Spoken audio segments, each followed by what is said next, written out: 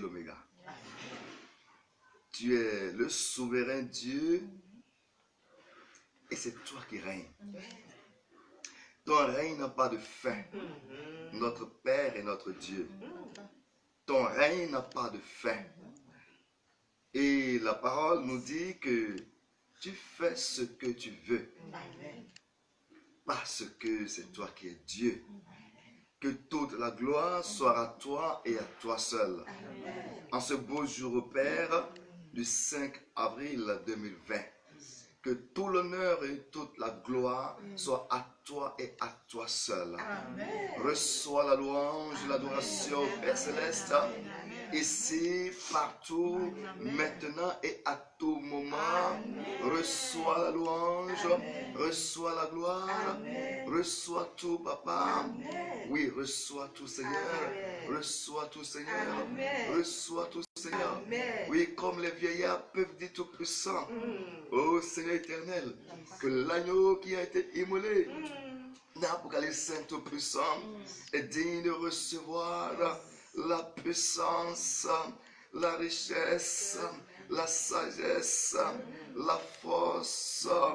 Oui, tout puissant. Oui, même la dignité, même au Père tout puissant, toute la louange. Oui, même au Père tout l'honneur. Amen. Jésus de Nazareth, nous te bénissons. Nous inclinons devant ta série. Sois le Dieu redoutable également, parce que tu fais ce que tu veux. Toutes tes créatures tremblent devant toi, parce que tu es Dieu. Père, saint et saint et saint et saint et saint et saint et saint et saint et saint et saint et saint et saint. Ta gloire se manifeste dans ta sainteté, Père Céleste. Nous te demandons pardon pour nos péchés, Père Céleste. Nous te demandons pardon pour les péchés de la nation. Nous te demandons pardon pour les péchés des enfants. Nous te demandons pardon pour les péchés du monde. Et nous plaidons au Père maintenant le sang de la rémission des péchés.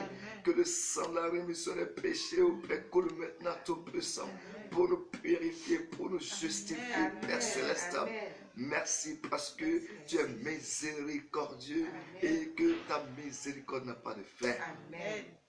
Père, merci au Père de nous avoir accordé la grâce ce dimanche au Père des rameaux tout-puissants qui nous rappelle au Père tout ce que tu as fait pour l'humanité. Après que tu as accepté descendre sur terre pour vivre la vie des hommes afin de faire justice et régler la dette à Satan en te donnant sur la croix à Golgotha. Jésus, ce voyage a commencé, oui, de façon pratique par ton entrée à Jérusalem. Parce que tu as parcouru les étapes nécessaires, tu as décidé malgré tout entrer dans Jérusalem pour te sacrifier, te donner à l'humanité, afin que l'espoir et l'espérance soient au Père maintenus et donnés aux hommes, afin que ce que tu as permis que Moïse expérimente en élevant le serpent des reins, et tous ceux qui étaient mordus par ce serpent pouvaient trouver refuge et en être délivrés et guéris, tout puissant et sauvés. Jésus, tu as commencé au Père dans ce voyage que tu as entamé à Jérusalem. Père, nous sommes en train de le célébrer. Permets tout puissant, Père, que ton peuple reçoive les profondeurs tout puissant de ce message. Oui, Seigneur, tu as voulu, Père, que nous parlions tout puissant sur les bénéfices tout puissants et les mystères de l'humilité et du service tout puissant, Père. Car il y a un honneur au Père à servir et à se laisser tout puissant à toi et à être humble. Jésus, révèle ses profondeurs à chacun et à ton peuple et à tous ceux qui suivront cet élément. Merci au Père. Que ce jour soit sanctifié tout puissant et que ton nom soit sanctifié ici au Père et au travers de ce que nous faisons. Amen. Bénis toutes les âmes qui vont regarder, suivre et écouter ce message. Père éternel, brise au Père tout orgueil au Père des vies au nom puissant de Jésus et ouvre l'entendement à s'accrocher à une vie d'humilité, de service et de sacrifice au nom de Jésus-Christ de Nazareth. Amen. Bien-aimés, nous sommes dans le vif du sujet. Ce matin, Dieu nous fait la grâce de nous faire entrer dans Jérusalem avec le Seigneur Jésus-Christ. Et nous allons découvrir ce beau message dans le livre de Luc 19. Alléluia. Luc 19, nous nous permettrons de lire à partir du verset 29. Oui. Alléluia. Jusqu'au verset 40e. Amen, amen. Donc nous lisons Luc 19 à partir du verset 29 comme ceci. Lorsqu'il approcha de Bethphagée et de Béthanie, vers la montagne appelée montagne des Oliviers, Jésus envoya 2 de ses disciples en disant: allez au village qui est en face.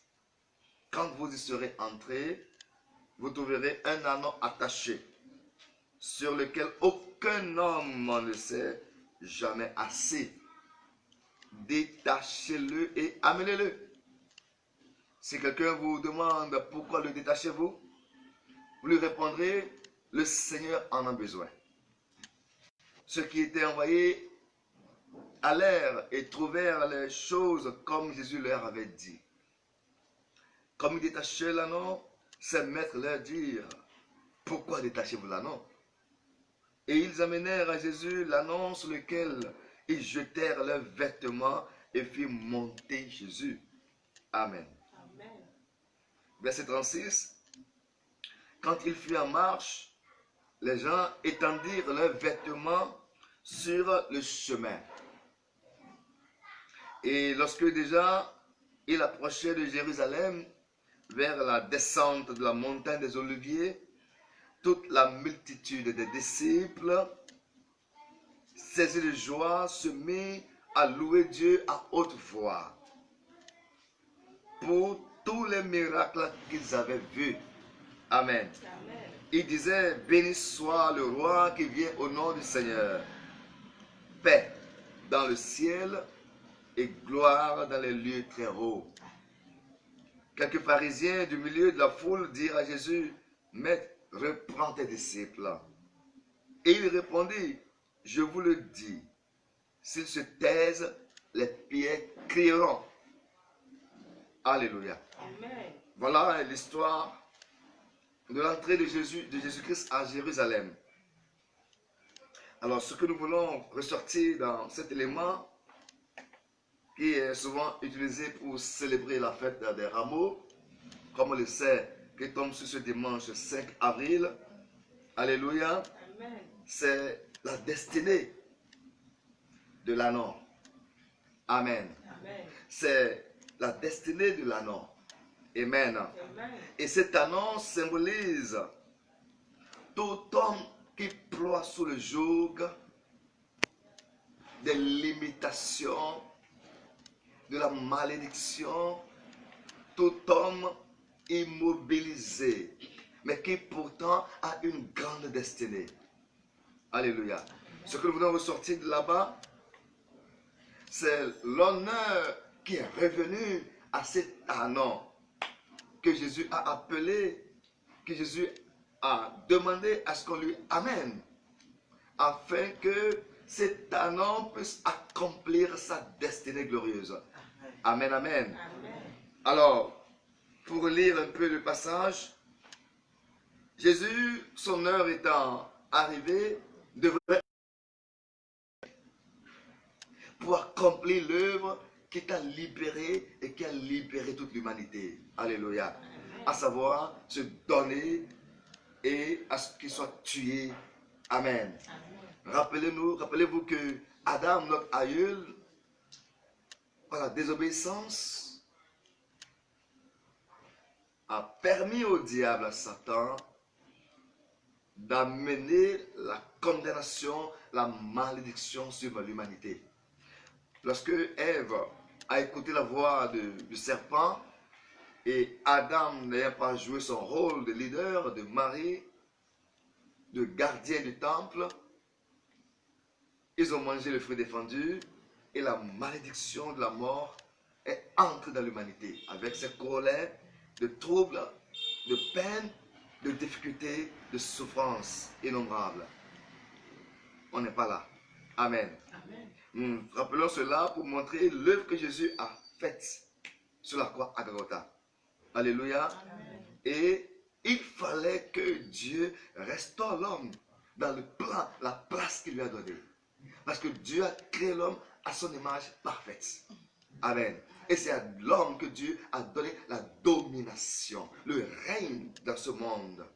La Bible déclare que le ciel est pour l'Éternel, mais la terre est pour les fils de l'homme. Dis Amen. Amen. Alléluia. Amen. Mais comment est-ce que l'homme peut accomplir son ministère, accomplir sa destinée, en étant loin ou en tournant dos au plan que Dieu a établi? Parce qu'aucun homme ne peut manifester la vie que Dieu a pour lui s'il naît et s'il ne revient en harmonie avec ce Dieu céleste. Alléluia. Amen. Et il fallait que Jésus restaure la gloire que l'homme a perdue par la désobéissance au travers du péché qui est entré dans l'humanité. Alléluia. Amen. Amen. Amen. Et Jésus, comme vous le savez, a parcouru la terre, a fait des miracles, il est né, comme vous le savez, dans une naissance sans tache. Dans une naissance qui ne peut être liée à aucun homme. Pourquoi? Parce que il fallait que le sang de Dieu soit pur afin de sauver l'homme de ce que Adam a causé. Amen, amen. Amen. Donc, Jésus était né, comme vous le savez, par conception surnaturelle, par le Saint-Esprit, dans le ventre d'une femme qui n'avait jamais connu d'homme, en tout cas au moment où la conception de Christ a eu lieu. Amen. Amen. Et Dieu a fait cela pour qu'on ne dise pas qu'il y ait de souillure. Et Jésus a un sang pur. Dis Amen. Amen. Jésus a un sang pur. Alléluia. Amen. Jésus a un sang qui n'est pas souillé. C'est pourquoi il pouvait, il peut sauver tout homme de la damnation, de la condamnation. Amen, amen. Amen. Alléluia. Amen. Et Jésus a ordonné à ses disciples d'aller détacher l'anneau. Amen. Amen. Il pouvait entrer dans Jérusalem autrement. Pourquoi c'est forcément pas cet anneau, pas un anneau qu'il est entré dans Jérusalem? Amen. Amen. Pourquoi c'est pas cet anneau qu'il est entré pour accomplir sa destinée glorieuse? Alléluia. L'anneau symbolise, comme je l'avais dit, tout homme né de femme et d'homme. Alléluia. Amen. Né de femme et d'homme, souillé par le sang de l'homme. Alléluia. Amen. Parce que Dieu aime l'homme et c'est avec l'homme qu'il accomplit et qu'il accomplira toujours ses desseins éternels. Amen. Amen. C'est pourquoi il a plu au Seigneur d'aller demander à ses disciples d'aller détacher l'anneau qui était attaché. Bien-aimés en Jésus-Christ de Nazareth, les destinées de plusieurs sont attachées. Les destinations de plusieurs sont attachées. Et jusqu'à ce que Dieu ordonne leur libération, les vies resteront telles quelles. Et il faut absolument que la main de Dieu te détache d'où on t'a attaché. Et l'anneau était resté attaché. Et la parole de Dieu a déclaré que cet anneau, personne n'était jamais monté sur lui. Alléluia. Ça veut dire quoi? La destinée de cet anneau était intacte. Cet anneau n'a pas encore commencé par accomplir le plan que Dieu lui avait destiné. Il fallait que les anges de Dieu aillent les détacher. Alléluia. Et lorsque les anges sont envoyés par la personne des disciples que Jésus a envoyés, même lorsque les esprits de famille, les esprits familiers ont répondu, ont réagi pour dire pourquoi le détachez-vous? Parce que Satan ne veut pas que tu sois libre. Satan ne veut pas que tu accomplisses ta destinée glorieuse. Mais Jésus-Christ est là. C'est pourquoi il est mort à la croix. Et nous sommes en train d'entrer dans la phase, dans la saison où nous célébrerons bientôt dans la week-end, dans une semaine, sa mort, suivie de sa résurrection. Alléluia. C'est une bonne nouvelle pour l'humanité, bien-aimée. Alléluia. Amen. Jésus a accompli cela. Il a envoyé détacher l'anneau. Et l'anneau, quand c'était détaché, l'anneau a été ramené à Jésus-Christ de Nazareth.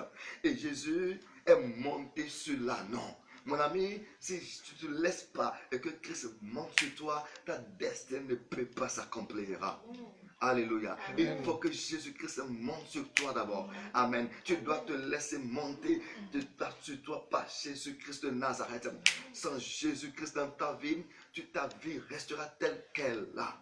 On peut t'amener à New York, à Washington, à Paris, et d'ailleurs ces cités sont dans les troubles aujourd'hui, pour montrer que la gloire de l'homme ne dépend pas d'un lieu. Dis Amen. Amen. La gloire d'un homme ne dépend pas d'une cité. Amen. La gloire d'un homme ne dépend pas même d'une saison. Amen. La gloire d'un homme dépend de l'Éternel des armées. Amen. La gloire d'un homme dépend du Fils de l'homme qui est allé mourir à la croix. Alléluia. Afin de sauver l'humanité. Afin de te sauver, toi qui m'écoutes, toi qui me vois, toi qui m'entends en ce moment. Amen, amen. Afin de te délivrer de la damnation éternelle. Oui. Jésus a envoyé et l'anneau est arrivé. On a habillé l'anneau. On a posé, n'est-ce pas, des habits pour couvrir l'anneau. Alléluia. Quand tu viens à Jésus, il couvre ta nudité. Amen. Il couvre ta honte. Amen. Il couvre ta honte. Amen. Il couvre ta honte. Amen. Il couvre ta honte. Amen. Quand tu viendras à Jésus-Christ, il va couvrir ta honte. Il va couvrir ta nudité. Il va couvrir ta nudité. Quand on vient à Jésus, il couvre la honte. Quels que soient les défis qui pourront venir dans ta vie, quand tu es en Jésus-Christ, il te défend, il te délivre, il intervient. Amen. Et il dit que quand même tu passeras dans le feu ne te brûlera pas. Même que tu vas tomber dans l'eau, tu ne seras pas noyé. C'est une garantie, c'est une assurance vie, une assurance de sécurité, une assurance de prospérité, une assurance, n'est-ce pas, de paix, une assurance de délivrance. Amen. Une assurance d'éternité. Alléluia. Amen. Amen. Et figurez-vous, lorsque l'anneau, comme on l'a lu ici, a été habillé, Jésus est monté dessus. Pendant que Jésus entre dans la cité, alléluia, Amen. Abraham nous a fait lire ici, Amen. Amen. Et lorsque Jésus approchait, le verset 37, et lorsque déjà il approchait de Jérusalem, vers la descente de la montagne des Oliviers, toute la multitude des disciples, cesse de joie, se mit à louer Dieu à haute voix pour tous les miracles qu'ils avaient vus. Amen. Amen. Alléluia. Amen. Amen. Amen. Je retourne au verset 38, 35. Il dit, et ils amenèrent à Jésus l'anneau sur lequel ils jetèrent leurs vêtements et furent montés Jésus. Quand on entre dans la version de Matthieu, on va voir que les gens ont mis les pains, ont mis des rameaux par terre. Alléluia. Amen. Amen. J'ai une question à vous poser. Les habits, les tapis qu'on a mis sur terre, qui est passé sur ces honneurs? Et aussi, à qui est destiné cet honneur? Cet honneur est destiné à Jésus-Christ de Nazareth. Alléluia. C'est lui que la foule glorifiait. C'est lui que la foule, n'est-ce pas, glorifiait, élevait. Amen. Amen. C'est à lui qu'on a mis des rameaux par terre, des habits par terre. Alléluia. Amen. La question, c'est de savoir qui est passé sur ces habits et ces rameaux. Est-ce que c'est le pied de Jésus qui est monté sur ces rameaux et sur ces habits pour entrer à Jérusalem? Non. Parce que c'est les pattes de l'anneau qui ont foulé le sol de Jérusalem. Alléluia. C'est les pattes de l'anneau qui sont montées sur les tapis et les rameaux posés sur terre. Alléluia. Amen. Et l'anneau a été utilisé et Christ est monté sur l'anneau. Mon ami, ce matin, je t'annonce qu'il est impérieux que tu deviennes un anneau pour Jésus-Christ. Il est impérieux que tu deviennes un ânon pour Jésus-Christ. Quand tu vas te laisser comme un ânon pour Jésus-Christ. Et cette invitation est donnée à tout homme. Quand tu vas te laisser comme un ânon pour que Jésus puisse accomplir sa destinée dans ton quartier, dans le camp de tes amis, partout où tu passeras. Quand tu vas te laisser revêtir de Jésus-Christ, tu pourras aller avec toi où il veut aller. Il a des vies, il y a des maisons, il y a des quartiers, il y a des destinées qu'il veut sauver. Cette destinée, cet honneur est accordé à tous ceux qui sont prêts à se laisser, à ce que Jésus les pénètre, à ce que Jésus monte sur eux. Alors, mon ami, donne ton dos à Jésus afin qu'il monte sur toi. Et quand il va monter sur toi, pour accomplir sa destinée, pour accomplir sa gloire. Alléluia. L'honneur qui lui sera donné est pour toi. L'honneur qui lui sera donné est pour toi. Alors laissez-moi vous rappeler ce que ça veut dire que de recevoir l'honneur. Et quel est le type d'honneur accordé à Jésus-Christ de Nazareth. Amen, amen. Amen. Qui nous souviennent justement dans Apocalypse 5. Alléluia. Amen. Oui, ou Apocalypse 5, verset 12. Apocalypse 5, verset 12. Amen. Amen. Je lis rapidement.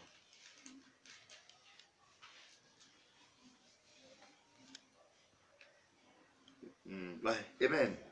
Il dit d'une voix forte, l'agneau qui a été immolé est digne de recevoir la puissance, la richesse, la sagesse, la force, l'honneur, la gloire et la louange. Bien-aimés, écoutez bien. Tout ce qui est cité ici est destiné à honorer le Seigneur. Amen. Amen. Mais c'est également destiné à tout homme qui ouvre son cœur à l'Éternel des armées. Amen, amen. Amen. Amen, amen.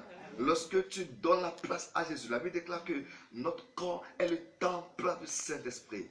Amen. Amen. Et si Christ est en nous, c'est également l'espérance de la gloire. Amen. Amen.